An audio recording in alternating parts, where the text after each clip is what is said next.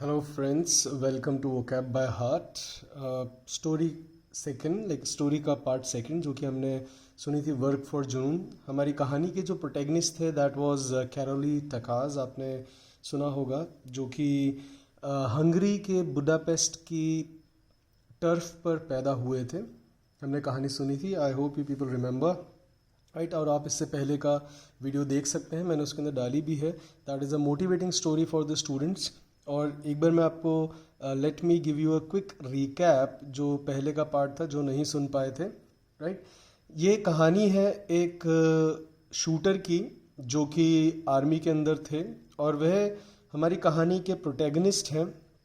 और वह हंगरी जो कि यूरोपियन कंट्री है जिसकी कैपिटल है बुडापेस्ट, वहाँ पर उनका जन्म हुआ था उसकी टर्फ पर. और वह 26 साल की एक बहुत ही छोटी उम्र के अंदर एक बहुत ही डेक्स्ट्रस शूटर बनकर उभरे थे.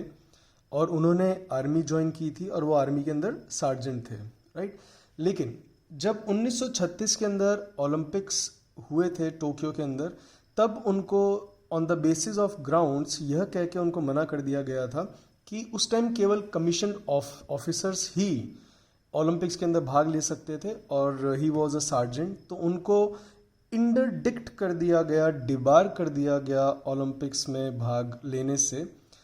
अब जब यह इंटरडिक्शन हटा, जब ये इस लॉ को जब इवोक किया गया, तब वो बहुत ही जुबिलेंट हुए, खुश हुए कि यस मैं इसमें भाग लूँगा और मैं अपने देश के लिए गोल्ड मेडल जीत कर लाऊंगा. लेकिन उनकी जो ये खुशी थी वह कुछ ही दिनों में एवेंस हो गई, बिकॉज जो उनका दाहिना हाथ था जिससे वो शूटिंग करते थे वह एक ग्रेनेड उनके हाथ में ब्लास्ट हुआ था जिससे कि वो अपना दाहिना हाथ उनको वह चोटिल कर बैठे थे और उसके बाद वो कभी भी उससे पिस्टल नहीं पकड़ सकते थे. लेकिन किसी ने कहा है दोस्तों कि God help those who help themselves right. भगवान भी उनकी मदद करता है जो स्वयं की मदद करते हैं. तो जो हमारी कहानी के प्रोटैगनिस्ट हैं वह डिटरमाइंड थे बहुत ही अपने शूटिंग के पैशन को लेकर. He was passionate for shooting. तो वह स्टेल्थीली बिना किसी को बताए अपने बाइने हाथ से चुपके से प्रैक्टिस किया करते थे और उनकी जो ये प्रेजवेयर थी वह रंग लाई और उन्होंने बाएं हाथ से शूटिंग करने में पारंगत या डेक्सटेरिटी हासिल कर ली. लेकिन आयरनी ऑफ फेट देखिए, जब 1936 में उनको ओलंपिक में भाग लेने से इंटरडिक्ट किया गया था, उसके बाद जब यह जो लॉ था जब इसको सरकार ने इवोक कर दिया था वो बहुत खुश हुए. लेकिन भाग्य का मजाक देखिए, आयरनी ऑफ फेट, ये एक फ्रेज है आपके पेपर में आ भी रखा है कि जब यह लॉ हटाया गया, जब इसको इवोक कर दिया गया, उसके बाद 1940 के अंदर वर्ल्ड वॉर चल रहा था. जैसा कि आप सभी जानते ही हैं कि 1939 से लेकर 1944-45 तक वर्ल्ड वॉर चला है. तो जब यह वर्ल्ड वॉर चल रहा था तब यह जो ओलंपिक्स थे जो होने थे यह रिसिंड हो गए, कैंसिल हो गए. अब it was like a blessing in disguise for him. हमारे पेरेंट्स भी कई बार हमें उनकी बातें बुरी लगती है, बट बिलीव मी दोस्तों, उनकी जो यह आपको कुछ भी समझाना करना होता है जो हमें बुरा लगता है, but they turn blessing in disguise later. दैट इज भलाई में जो शुरुआत में गलत लगे, भलाई जो कि शुरुआत में गलत लगे, that is called blessing in disguise.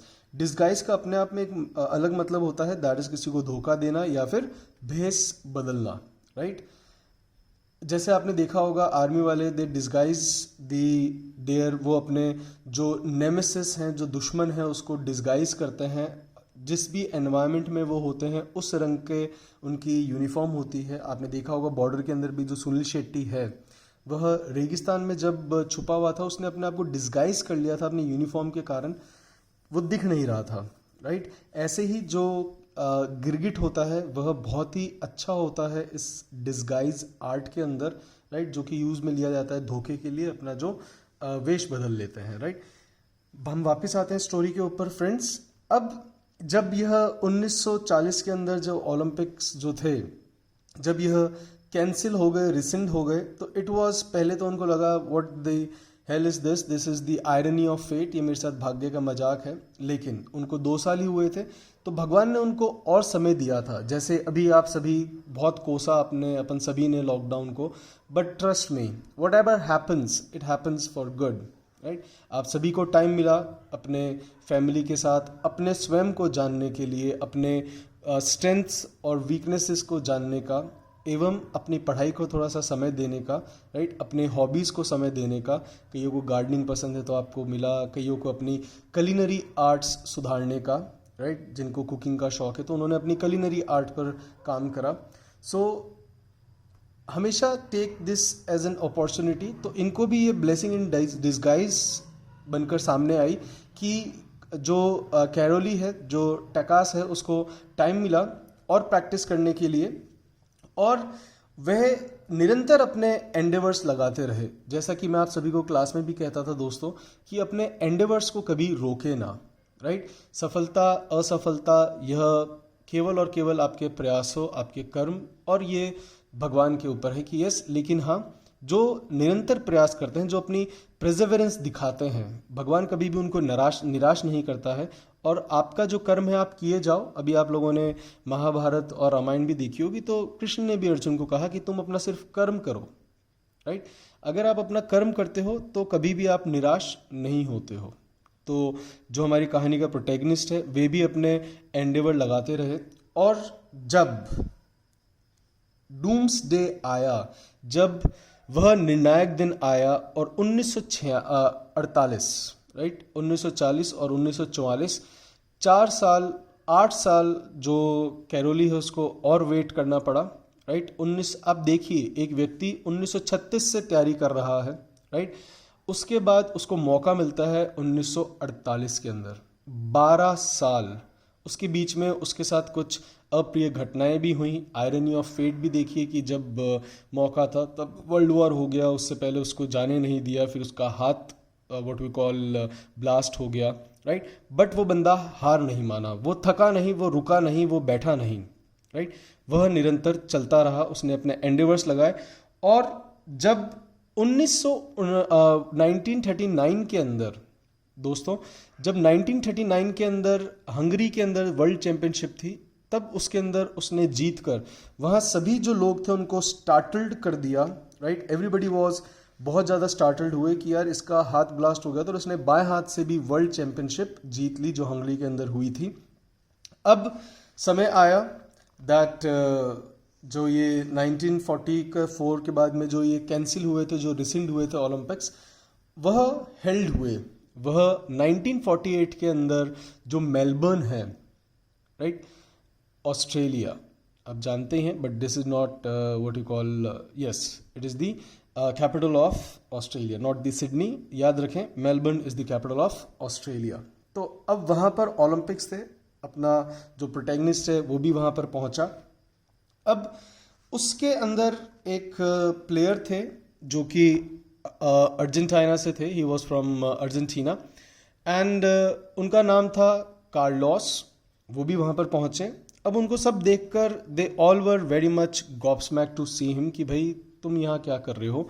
और जो उनका प्रतिद्वंदी था जिसका नाम कार्लोस है, वो बहुत ही एमिनेंट शूटर था और सबका फेवरेट भी था, राइट। तो वह बहुत ही उसका उस टाइम जो शूटिंग की जो दुनिया थी उसके अंदर उसका रेन था। Rain is a good word, that is किसी का शासन। तो उस टाइम शूटिंग की दुनिया में जो अर्जेंटीना का जो प्लेयर था उसका उस समय फुली रेन था। वह सबका चहेता भी था। He was very eminent personality, eminent shooter. अब वह बहुत ही, अब आपको पता है कि यस इतने फेमस हैं तो उनको घमंड आ जाता है। बट दोस्तों कभी भी किसी चीज़ का घमंड ना करें, राइट। घमंड अच्छों का नहीं रहा तो हम तो क्या चीज़ हैं। तो घमंड नहीं करना चाहिए, चाहे आप कितने भी बड़े अफसर बन जाएं, चाहे आप कितने बड़े आदमी बन जाएं, चाहे आपके पास कितना भी पैसा हो, चाहे आप कितने भी सुंदर हो, चाहे कुछ भी हो, बट किसी चीज़ का घमंड नहीं होना चाहिए क्योंकि सब यहीं रह जाना है। अब उसका जो घमंड था, he was very haughty and snobbish. Snobbish is a good word, जब आप चीज़ों का दिखावा करते हो और अपने आप से दूसरों को बेहतर समझते हो कि यस मैं इससे बहुत अच्छा हूँ, और ये जो एटीट्यूड लेकर आते हैं, उस जो आपका बर्ताव है, उस रवैये को हम कहते हैं snobbish. He is a very snobbish person, he is a very haughty person. Haughty and snobbish ये दोनों ही यूज़ में लिए जाते हैं जब आपको किसी को घमंडी बताना है, एरोगेंट बताना है। तो जो कार्लोस था, जो अर्जेंटीना का प्लेयर था, he was very haughty and snobbish. वह उनके पास जाते हैं और उनसे पूछते हैं, क्योंकि उसको पता था, ही वॉज अवेयर कि इसका दाहिना हाथ जो है वो ब्लास्ट हो ही रखा है, तो वो जाता है उसको जीर करने के लिए। आपने देखा होगा उसका जीर उड़ाता है, ये वर्ड मैंने आपको पहले भी बताया था, राइट। वो उसके पास जाता है और वो उसका जीर उड़ाता है कि अरे तुम यहाँ क्या करने आए हो। तब आप जानकर इसको अच्छे से सुनिए कि वह बहुत ही उसने अपने सिर्फ प्रयास जारी कर रखे थे, जो कि हमारी कहानी का प्रोटैगनिस्ट है टकाज। उसने अपने प्रयास जारी कर रखे थे, उसको कोई घमंड नहीं था, लेकिन उसने कितना बी फिटिंग रिप्लाई दिया था इस स्नॉबिश व्यक्ति को। बी फिटिंग रिप्लाई होता है मुंह तोड़ जवाब। यह आपको कई बार, अभी आपको पता होगा कि चाइना ने भी इन्फिल्ट्रेशन की है लद्दाख के एरिया के अंदर, पैंगोंग लेक के उधर, राइट। तो उन्होंने वहाँ पर इन्फिल्ट्रेशन किया है। इन्फिल्ट्रेशन होता है घुसपैठ, राइट। तो जब भी कभी कोई दुश्मन देश हमारे यहाँ पर इन्फिल्ट्रेशन करते हैं तो हमारी इंडियन आर्मी उनको बी फिटिंग रिप्लाई देती है। That is a very good word. ये आप लोग भी कई बार देते हो, अपने भाई बहनों को भी देते हो, कई बार पेरेंट्स को भी देते हो, और हाँ, आप टीचर्स को भी कई बार दे देते हो। आई टोल्ड यू, एक बार एक क्लास में पढ़ा रहा था तो मैंने ऐसे ही पूछा कि one who shows his knowledge, जो अपनी ज्ञान का दिखावा करते हैं, तो मेरे एक स्टूडेंट ने he gave me very hilarious answer, बोले सर टीचर। बट ठीक है, he was a very cute boy, तो ठीक है, हंसी आई। तो you people give befitting reply sometime, किसी को मुंह तोड़ जवाब देना। तो जो हमारी कहानी का प्रोटैगनिस्ट है, उसने भी उस कार्लोस को, जो अर्जेंटीना का एक एमिनेंट शूटर था, उसने उसको बी फिटिंग रिप्लाई दिया। और ध्यान से सुनिएगा उसने क्या रिप्लाई दिया। उसने कहा कि मैं यहाँ पर सीखने आया हूँ। क्या सीखने आया हूँ? उसने कहा कि मैं यहाँ सीखने आया हूँ कि कैसे वर्ल्ड रिकॉर्ड बनाया जाता है, राइट। और वो यह जवाब सुनकर वो वहाँ से चला गया। और जब रिजल्ट आया और वह जीत गया, कौन? हमारा protagonist Carlos, sorry not Carlos, Karoly Takacs. वह गोल्ड मेडल ट्रायम्फ किया। और जब उसने गोल्ड मेडल जीता तो जो हमारी कहानी का जो अभी तक हमें नेगेटिव किरदार लग रहा था, स्नॉबिश कैरेक्टर कार्लोस अर्जेंटीना का, वो उसके पास आया and he congratulated him on, उसने कंग्रेचुलेशन दिया ऑन, राइट। तो हमेशा इसके बाद में ऑन आता है। Always keep this thing in your mind. मैं आपको प्रेपोजिशंस, फ्रेजेस, फ्रेजल वर्ब्स बीच बीच में बताता रहता हूँ, तो काइंडली डोंट इग्नोर। ये बहुत इंपॉर्टेंट है, आप सभी के पेपर में आए हुए हैं और आप इनको यूज़ में भी लेते हैं। एक बच्चे ने मुझे ऐसे ही कहा था कि सर स्पोकन के भी आप वीडियो डालें। सी, अगर आपको स्पोकन भी अच्छा करना है, जैसा कि मैं जानता हूँ मेरे सारे सभी स्टूडेंट मुझसे कहा करते थे कि सर बोलना हमें सीखना है, there is only one way. अगर आपको बोलना सीखना है तो आप देखिए कि जब भी हमने कोई भाषा सीखी है वो कैसे सीखी है। भाषा का एक स्टेप होता है सीखने का। इसलिए मैं अपनी क्लासेस में भी अधिकतर इंग्लिश बोलने की कोशिश करता हूँ, जिससे कि बच्चों में जितना ज़्यादा वो इंग्लिश सुनेंगे तो वो उतना ही उस भाषा के करीब या उस भाषा को उसके अंदर पारंगत, डेक्स्ट्रस हो सकते हैं। तो अब जब भी अगर आपको इंग्लिश बोलने की इच्छा हो तो आपने कुछ सेंटेंसेस देखे होंगे जो मैं यूज़ में लेता हूँ कई बार, keep this in your mind, right. So जितनी भी गॉब स्मैक्ड, तो ये जो वर्ड्स हैं, बी फिटिंग रिप्लाई, जीर, राइट, तो ये जो मॉक, फ्राउन, ये जो छोटे छोटे वर्ड्स है, आप धीरे धीरे धीरे धीरे इनसे चालू करें। हमेशा आप सोचें कि मैं एक बार में ही पूरी एक स्पीच दे डालूं इंग्लिश में, ऐसे नहीं होता है। We have to start from 0, 1, 2, 3, step by step. तो कृपया करके, और हाँ, जो कॉम्पिटिटिव एग्जाम्स वाले बच्चे हैं उनके लिए मैंने आपको बता दिया है कि आपको क्या क्या चीज़ें ध्यान रखनी है। वोकैबुलरी के लिए you have to keep prepositions, words, synonym. और हाँ, जो मैं क्विज आपसे पूछता रहता हूँ, एक मेरा वीडियो पूरा का पूरा सिर्फ और सिर्फ आप लोगों के टेस्ट पे रहेगा, जिसके अंदर मैं आपको हैंड टू हैंड क्वेश्चन दूंगा और आप हैंड टू हैंड मुझे कमेंट्स में रिप्लाई देंगे। मैं डेट वगैरह आपको बता दूंगा, when will held our online test, right. अपन देखेंगे कमेंट्स में कौन फटाफट फटाफट देता है। I will give you time to answer the questions. अभी अपन कहानी पूरी करते हैं। तो मैं आपको बता रहा था कि कॉन्ग्रेचुलेशन वो उसको करने आता है, he congratulate him on his success. अब वो उसको कंग्रेचुलेट करता है और जो जितने भी वहाँ पे दर्शक थे वो सभी very much they were astonished उसकी ट्रायम्फ पर जितने भी वहाँ पे उपस्थित थे मेलबर्न के अंदर जो ऑडियंस थी, जिन्होंने को पता था कि यस इसका दायां हाथ ऐसे ऐसे ब्लास्ट हुआ था, and he was in news, right. वो वैसे भी बंदा न्यूज़ के अंदर था क्योंकि एक जिसका आदमी का हाथ वो भी राइट हैंडेड, राइट। तब एवरीबडी वॉज एस्टॉनिश कि यार ही वन द गोल्ड मेडल, ना वो ब्रॉन्ज लाया ना वो सिल्वर लाया, he brought the gold medal. तो आपको भी इससे ये सब सीखना है कि चाहे कितने भी आपके जीवन में हर्डल्स आ जाएं, चाहे कितनी भी रुकावटें आ जाएं, हमें रुकना नहीं है, हमें थकना नहीं है, राइट। एक ऐड आती है ना, इस भाग दौड़ की दुनिया में थकना मना है, राइट, जिंदगी में। सो सेम आपको थकना मना है, और जब तक आप अपना कर्म करते रहेंगे तब तक ही आपको क्या कहते हैं सफलताएं मिलती जाएंगी। तो एवरीबडी वॉज एस्टॉनिश्ड जब उन्होंने देखा कि yes he one it, and वह सभी के लिए एक डार्क हॉर्स बनकर उभरा। डार्क हॉर्स बनकर उभरा मतलब छुपा रुस्तम। नोबडी एक्सपेक्टेड कि यार ये एक हाथ वाला आदमी जीत सकता है, but yes he turned up as a dark horse and astonished everyone. और उसने सभी को एस्टॉनिश कर दिया, अपने चाहे प्रतिद्वंदीज हों उनको भी। और अगर आप निरंतर अपने एंडेवर्स लगाते रहते हो तो आपको ट्रायम्फ भी मिलती रहती है, और इनसे जो आपके नेमेसिस होते हैं वे भी आपके सामने घुटने टेक देते हैं। चाहे वो आपकी बाधाएं हों वो भी आपके दुश्मनी हैं, चाहे आपकी कोई बुरी आदतें हैं वो भी आपकी दुश्मनी हैं, चाहे आपके कोई प्रतिद्वंदी हों जिनको आप कहते हैं ना कि मुझे कुछ कर गुजरना है, उसको दिखाना है, राइट। तो अगर आप अपने एंडेवर्स निरंतर लगाते हैं, अगर आप अपने एंडेवर्स निरंतर लगाते हैं, तब आप अपने जो नेमेसिस है, nemesis is a very good word, it is use for दुश्मन। इसके लिए मैंने आपको एक और वर्ड बताया था जब मैंने महाभारत बताई थी, दैट इज़ फोई। सो अगर अब आपको कभी भी दुश्मन के लिए वर्ड यूज़ करना है, चाहे आप लूडो खेल रहे हो तो आप कहते हो ना अपने फ्रेंड्स को, यू आर माई फोई, तूने मेरी गोटी मारी, अब तू ही मेरा नेमेसिस है।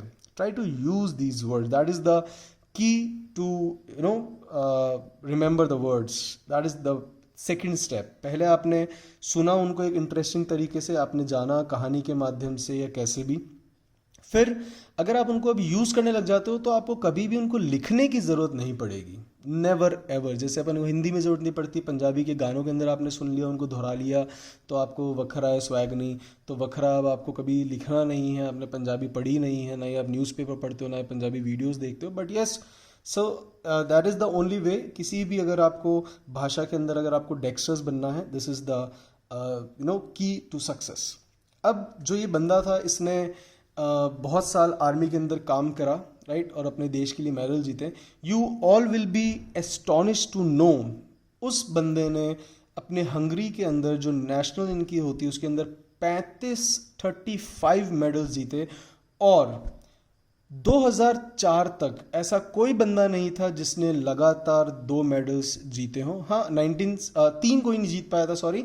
1972 के अंदर एक व्यक्ति था, वो भी आप सोचिए 48 से 72 कितने ओलंपिक्स बीच में गए। उसके बाद एक बंदे ने 2 पिस्टल के अंदर गोल्ड मेडल जीते थे, बट 3 2004 के अंदर जीत पाए, तो जो इनका रिकॉर्ड था वो 2004 तक मेंटेन रहा। सो उस बंदे ने जब वह वापस एक बार जो 1956 के अंदर जो ओलंपिक्स हुए थे, 52 के बाद 56 के अंदर जो ओलंपिक्स हुए थे, 56 वाले मेलबर्न के अंदर थे, 52 वाले लंदन के अंदर थे, sorry. So 56 was in Melbourne. अब वो वहाँ पर वापस आया। अब आप देखिए कि कैसे दुश्मन भी आपके आगे घुटने टेकने पे मजबूर हो जाता है। जब वह 1956 के ओलंपिक्स के अंदर वापस हमारा जो प्रोटैगनिस्ट उसने हिस्सा लिया, तब सेम वही अर्जेंटीना वाला जो कार्लोस था वो भी वहाँ पर पहुँचा, बट इस टाइम वह स्नॉबिश नहीं था क्योंकि पिछली बार उसने हार का स्वाद चख रखा था। तो वो वहाँ पर गया, उसने बोला कि अब जब वो जीता दूसरी बार भी, जब हमारे प्रोटैगनिस्ट ने गोल्ड मेडल जीता 1956 के अंदर, तब कार्लोस ने बोले कि तुमने बहुत सीख लिया है my friend, you have learned a lot, अब समय है मुझे सिखाने का। तो देखिए कहाँ वो एक बंदा उससे पूछ रहा था कि तुम यहाँ क्या करने आए हो पहले ओलंपिक्स के अंदर, और दूसरे ओलंपिक्स में वो उसको कहता है कि तुम मुझे अब सिखाओ, राइट। तो अगर आप निरंतर प्रयास करते हैं तो जो आप ट्रायम्फ प्राप्त करते हैं अपने जीवन में, उससे आप अपने दुश्मनों को, उससे अपने आप प्रतिद्वंदियों को, उससे आप अपने सबको अपनी तरफ झुका लेते हैं। So keep on working. इसने हमारे जो फ्रेंड है कैरोली टकाज, इसने आर्मी के अंदर सेवा करी और वह लेफ्टिनेंट कर्नल से सुपर एनुएट हुए. He was superannuated. ये अभी लास्ट आई डोंट रिमेंबर, मतलब रिसेंटली ये एसएससी के पेपर में आया. इधर इट इज़ 2018 और 19. इवन बैंक के भी क्लोज टेस्ट के अंदर ये पूछा गया है. So kindly superannuated is good word, ये यूज़ करें कि अगर आप कभी आप कहीं जाते हैं तो आप कह सकते हैं कि हाँ मैं अपने मामा के सुपर एनुएशन के प्रोग्राम में जा रहा हूँ, या आज मेरे पापा का सुपर एनुएशन है, right. Retirement, right. Superannuate retired. तो my father is a superannuated government employ.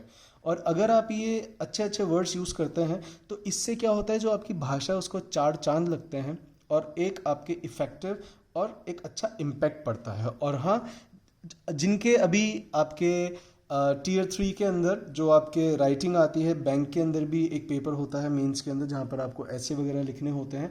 तो लिखने के लिए आपके पास पहले अच्छा कुछ पढ़ा होना चाहिए, राइट, जिससे कि आप वहाँ पर अच्छे अच्छे वर्ड्स का यूज़ करके जो एग्जामिनर है आप उसको प्रभावित कर सकें. So my friends, upon in words को फटाफट रीआइटरेट करते हैं एक बार वापस से, देन फिर अपन देखते हैं आज का क्विज.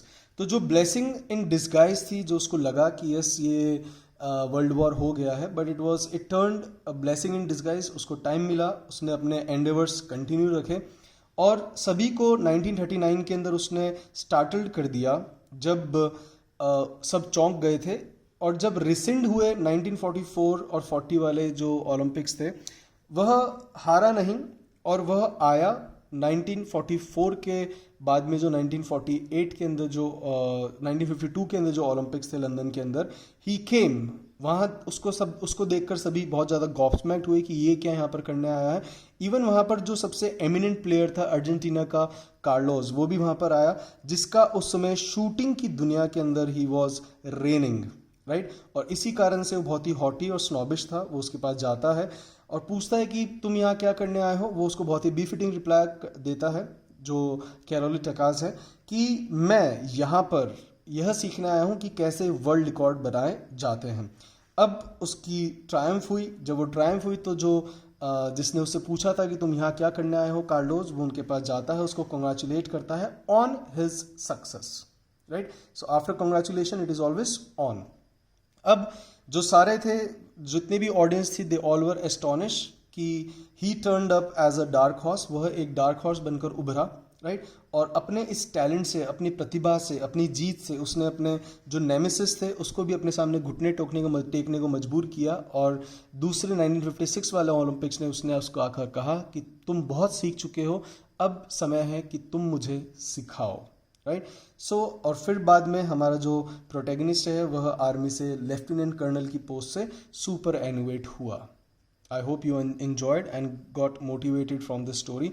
आज के क्विज हैं डिफरेंस बिटवीन रेन. एक तो होती है REIGN जो मैं आपको बता चुका हूं, और एक होता है REIN. What is the difference between these two words? And the other is the circled garland offered on dead bodies और ऑन डेड्स. ये आपने देखा होगा जब भी कोई व्यक्ति, कोई एमिनेंट पर्सनैलिटी या फिर हमारे जो आर्मी के जवान हैं, जब भी वे कभी शहीद होते हैं तब एक उनके ऊपर गोल चक्र सी माला चढ़ाई जाती है. तो मैं वेट कर रहा हूं, आप मुझे बताएं कि उस माला को क्या कहा जाता है, right. So see you in the next video with a new story. It must be interesting, I think, and please comment me your suggestion that which type of stories you want. अभी 5-10 videos और vocab के रहेंगे, उसके बाद हम start करेंगे grammar, और फिर वोकैबलरी के आपके वीडियोस कम और ग्रामर के ज़्यादा रहेंगे. वोकैबलरी इज़ वेरी वास्ट, तो इसके daily I will try to at least upload 1 or 2 videos daily to give you 25-30 words daily. But अभी हाँ 5-10 दिन और आपके पास 50-50 वर्ड्स आते रहेंगे और फिर अपन स्टार्ट करेंगे ग्रामर के टॉपिक से, राइट. Hope you enjoy. हाँ, आज के लिए आपको गुड बाय कहने के लिए एक वर्ड है, that is aloha. So aloha my friends, see you in the revision. Aloha, good night.